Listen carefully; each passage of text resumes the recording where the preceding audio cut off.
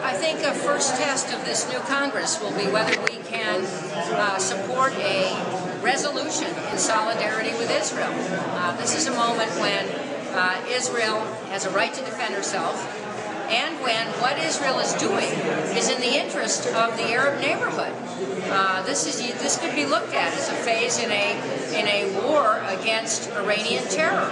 And in my view, we should not flinch. Israel is not flinching in trying to reduce the threat against her. And I think over time, this campaign will be very successful. And I look forward to going back to Sderot when there are no sirens and no need to go underground to protect the children and civilian population there.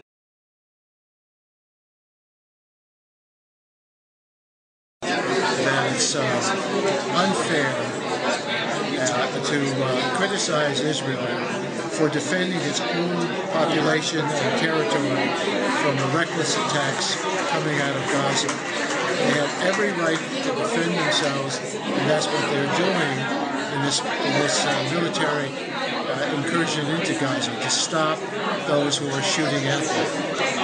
For those of us who want to see a two-state solution, Israel must succeed, because I cannot imagine how Israel could trust the West Bank to be part of a Palestinian state if it's captured by terrorists who would be close to the population centers and might shoot missiles from those spots.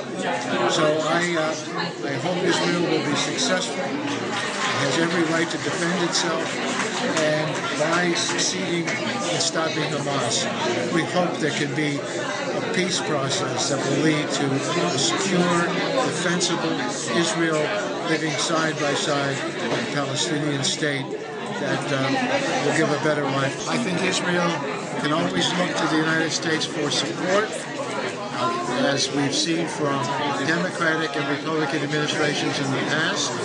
Israel knows that the relationship with the United States is on solid footing, and this will be true when Barack Obama becomes president. I have every confidence that the incoming administration will continue the unwavering support of the United States of America for the state of Israel. In my own opinion, as a member of Congress and as a Jewish member of Congress, Israel has every right to defend itself. I think, if anything, they have been too patient. I have been up to Sderot. I've been up to the north. I've been up to the border with the Gaza. What is happening on a daily basis with the shelling has got to stop.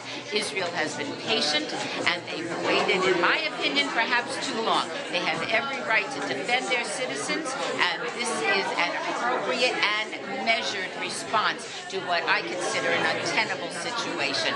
It's time that Hamas be brought to its knees, and we're not even asking for a miracle, but I think Israel has a right to expect, as a sovereign nation, that the bombing, the constant barrage of rockets is going to come to an end, and that the tunnels are going to be not used for smuggling of weapons and God knows what else they're smuggling in there. That's my position. That's the position of the state of Israel. I believe that is the position of the United States government, and I'm anxious to continue in the new administration with the unprecedented support that we have for the state of Israel.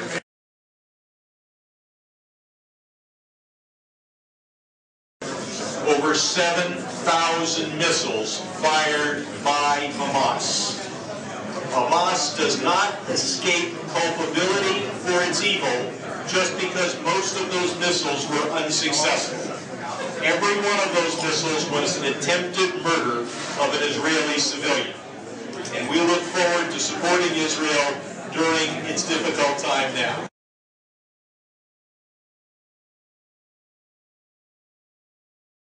You know, if you do something that brings pain, and you know it's going to bring pain, and you don't want the pain, then don't do it.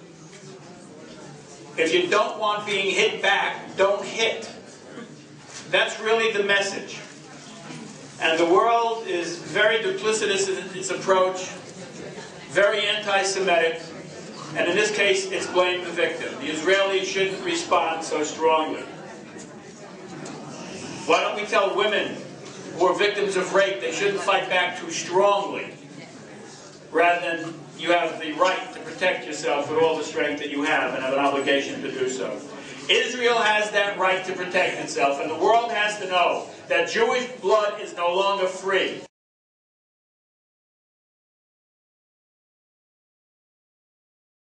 For those of us who want a Jewish homeland, a democracy, and peace, not letting Hamas be able to return to what they have been doing is critical, not only to the future of Israel, but to the future of the peace process. So I hope as many of us as possible in the House will stand together. Yes, we want the fighting to end. Yes, we want a ceasefire, but it has to be on terms that ensure that the rockets don't continue, and equally important, that the mechanisms for smuggling and resupplying Gaza do not remain available to them.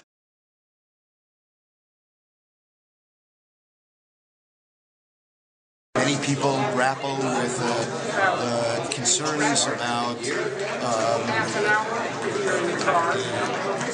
impact on civilian life in Gaza, what it's going to mean for the peace process, and nonetheless, the support that Israel, the fundamental belief that Israel has a right to defend itself and that these rockets had to stop, is widespread on Capitol Hill and will continue strongly. So it's very encouraging to see people rally to Israel's side on this.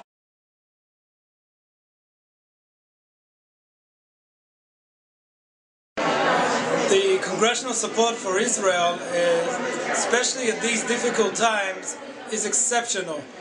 We have a bipartisan support, bicameral bipartisan support. Every day we have congressmen and women calling us, showing their support. More than 100 letters of support were sent to us, and they are intending on passing 2 resolutions. Each chamber here will pass a resolution of support. You don't hear criticism here. The Congress understands that Israel's fight against the Hamas is an international campaign against terrorism. It is a counterterrorism campaign that the United States is also at today, and we are hearing from everybody understanding and strong condemnation of the Hamas and their activities.